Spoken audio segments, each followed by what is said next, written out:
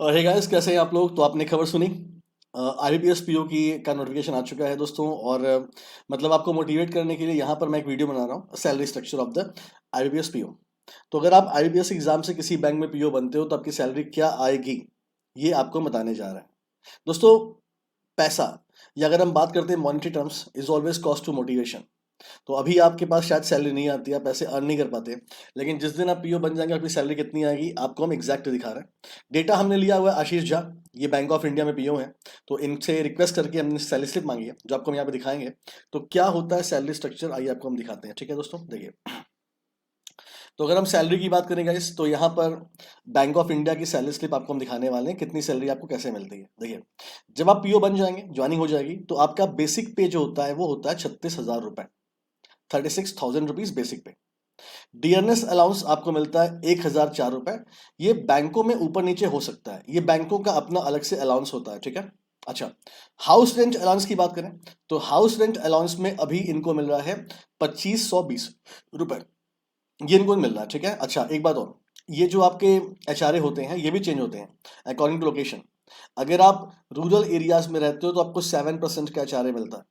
अगर आप semi urban में रहते हो तो 8% का, अगर आप अर्बन में रहते हो तो 9% का। तो ये अलाउंस जो है ये आपका बढ़ सकता है अकॉर्डिंग टू लोकेशन। ये रहते हैं रूरल एरिया में, तो इनको 7% का अलाउंस मिलता है। एक बात तो ये, तो ये आपको मिलता है एचआरए, हाउस रेंट अलाउंस। अच्छा, एक अच्छी खबर आपको बताऊं मैं, अगर आप लोगों ने अपने बैंक से लीज करा लिया, लीज का मतलब अगर आपने अपने बैंक को ये दिखा दिया कि जो प्रॉपर्टी आप रह रहे हो आप लीज पे लिए हो, तो लीज पर भी आपका पैसा बढ़ जाता है।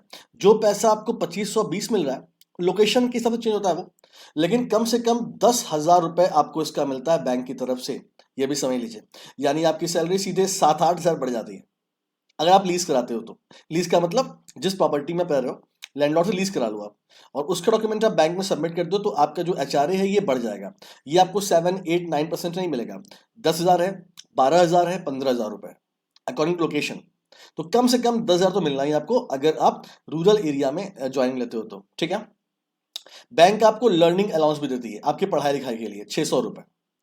डीए ऑन स्पेशल अलाउंस, ये अलाउंस होता है 1,640 रुपए का अलग से मिलता है। लोकेशन अलाउंस मिलता है 700 रुपए का, एंड स्पेशल अलाउंस मिलता है 5,904 का। ये सब अलाउंस है। मैंने आशीषा से बात की कि क्या इसका मतलब होता है, तो उनको भी ठीक से पता नहीं था, तो बोले सर अलाउंस होता है बैंक का स्पेशल। तो ये आप देख लीजिए, यानी कि आपकी जो सैलरी बन रही है 57,335, यानी 57,535 रुपए 86 पैसे आपकी सैलरी बनती है। और मैं तब बात कर रहा हूँ जब आपने लीज नहीं कराया।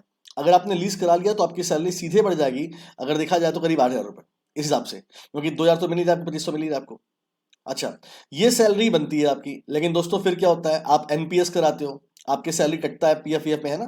तो आपका डिडक्शन कितना होता है देखो, तो इन्होंने एनपीएस कराया हुआ है, तो इनका एनपीएस जो है वो 4,600 रुपये कटता है, बाकी और पैसे कटते हैं। तो करीब 5,050 रुपये इनके से कटते हैं सैलरी से, यानी इन हैंड इनको सैलरी मिलती है 52,485 रुपए, 52,485। यानी दोस्तों इतना तो आपको सैलरी मिलना ही मिलना है। इसके ऊपर नीचे हो सकता है 1,000-2,000 का फर्क आ सकता है, बैंक टू बैंक ये चेंज, किसी बैंक में अलाउंस ज्यादा होता है, किसी में कम होता है। तो 52,485 तो आप एज ए बैंक पीओ उठाओगे ही उठाओगे। अगर आपने लीज करा लिया तो आप और उठाओगे, अगर आपने फ्यूचर में जेएआईबी से अभी क्लियर कर लिया तो आप और सैलरी उठाओगे। तो ये सैलरी स्ट्रक्चर है दोस्तों। तो मोटिवेट हो जाइए, आप इतनी सैलरी पाने वाले। इस वीडियो में मेरे पॉइंट को, पॉजिटिव पॉइंट को टैकल करिएगा, ठीक है ना। तो thank you so much, salary आपको तैयार कर रही है, सिलेक्शन लीजिए, इतनी salary pi. Thank you so much.